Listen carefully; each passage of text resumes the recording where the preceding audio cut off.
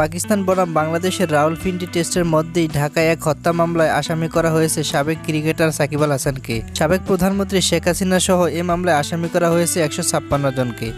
বয়সভিত্তিক ক্রিকেট থেকে সাকিবের সতীর্থ মুশফিকুর রহিম এই মামলাকে মিথ্যা অভিযোগ বলেছেন। সামাজিক যোগাযোগ মাধ্যমে নিজের ভেরিফাইড ফেসবুক পেজে সাকিবকে নিয়ে এক পোস্টে মুশফিকুর রহিম মিথ্যা মামলার প্রতিবাদ জানিয়ে লিখেন, সাকিবকে বাঁহাতি স্পিনার হিসেবে সর্বাধিক উইকেট নেওয়ার রেকর্ড করার জন্য অভিনন্দন। আমি অনেকবার বলেছি এবং আবার বলছি যে সাকিবের মতো একজন চ্যাম্পিয়নের সঙ্গে খেলতে পেরে আমি গর্বিত।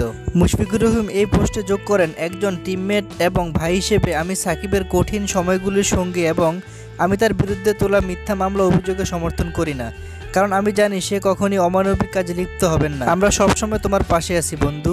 গতকাল টেস্ট দলের আরেক অভিজ্ঞ ক্রিকেটার মমিনুল হকও সাকিবকে সমর্থন জানিয়ে নিজের ফেসবুক পেজে লেখেন, প্রায় 18 বছর দেশের ক্রিকেটে প্রতিনিধিত্ব করেছেন সাকিব আল হাসান। দেশের ক্রিকেট তার হাত ধরে এসেছে কত জয়, সেই মানুষটা এখন মিথ্যা মামলার আসামি। মমিনুল হক একথাও বলেছেন, গার্মেন্টস কর্মী হত্যার দায়ে অভিযুক্ত সাকিব ভাই তখন কানাডায় খেলছিলেন, দেশেও ছিলেন না লম্বা সময়। সাকিব ভাইয়ের নামের এরকম মামলা অপ্রত্যাশিত। এমন ঘটনা দেশের ক্রিকেটের ভাবমূর্তি নষ্ট করতে পারে। যে ছাত্র জনতার রক্তের নতুন বাংলাদেশ দেখলাম, সেই বাংলাদেশের প্রশ্নবিদ্ধ মামলা করে হয়রানি অপ্রত্যাশিত। আমরা চাই নতুন বাংলাদেশ সবাই ন্যায় বিচার পাবে। ক্রিকেটার সাকিব আল হাসানের প্রতি সবসময় সমর্থন ছিল, আছে এবং থাকবে। সংকট কাটিয়ে নিশ্চয়ই ভক্তদের ভালোবাসার আগের মতোই সিক্ত হবেন সাকিব ভাই।